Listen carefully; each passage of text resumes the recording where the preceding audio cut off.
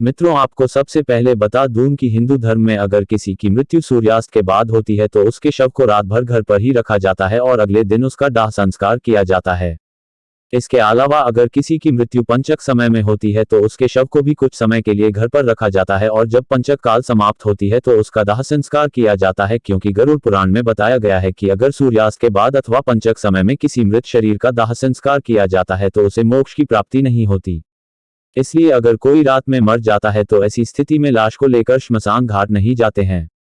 और लाश को घर में ही रखते हैं और सुबह होने का इंतजार करते हैं। और ऐसे में मृत शरीर को एक भी पल के लिए अकेला नहीं छोड़ा जाता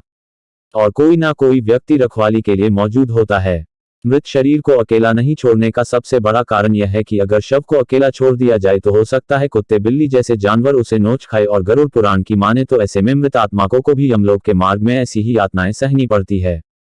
साथ ही ऐसा भी माना जाता है कि अगर शव को अकेला छोड़ दिया जाए तो उससे गंध आने लगती है। ऐसे में यह जरूरी हो जाता है कि वहां कोई ना कोई व्यक्ति बैठा रहे और धूप या अगरबत्ती शव के चारों तरफ जलाता रहे ताकि शव से आने वाला दुर्गंध चारों ओर ना फैले।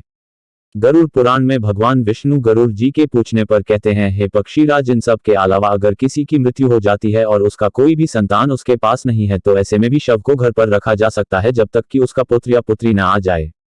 क्योंकि खुद के संतान ये मृत शरीर को मुखाग्नि नहीं देता है तो उसका उद्धार नहीं हो पाता, अर्थात वह कई वर्षों तक इसी मृत्युलोक में भटकता रहता है। इसके बाद विष्णु जी बताते हैं कि सूर्यास्त के बाद अगर किसी मृत शरीर को जला दिया जाता है अर्थात उसका अंतिम संस्कार कर दिया जाता है तो वह मृत आत्मा असुर, दानव अथवा पिशाच की योनि में जन्म लेता है, जहां उसे कई तरह के कष्ट सहने पड़ते हैं। और यही वजह है हिंदू धर्म में रात को अंतिम संस्कार करने से मना किया गया है। आगे विष्णु जी बताते हैं कि रात में मृत शरीर को अगर अकेला छोड़ दिया जाए तो उसमें आसपास भटक रही दुरात्मा उस शरीर में प्रवेश कर जाती है, जिससे मृतक के साथ साथ उसके परिजनों को भी कई तरह के कष्ट भोगने पड़ते हैं। साथ ही ये भी बताते हैं कि शव को अकेला इसलिए भी नहीं छोड़ा जाता क्योंकि मरे हुए आदमी की आत्मा वहीं पर भटकती रहती है और अपने परिजनों को देखती रहती है। कहा जाता है कि इंसान की मौत के बाद शरीर आत्मा से खाली हो जाता है और जिसकी वजह से उस मृत शरीर में कोई बुरी आत्मा का साया अपना अधिकार जमा सकता है। और यही वजह है कि रात में शव को अकेले नहीं छोड़ा जाता है और कोई ना कोई इसकी रखवाली करता रहता है।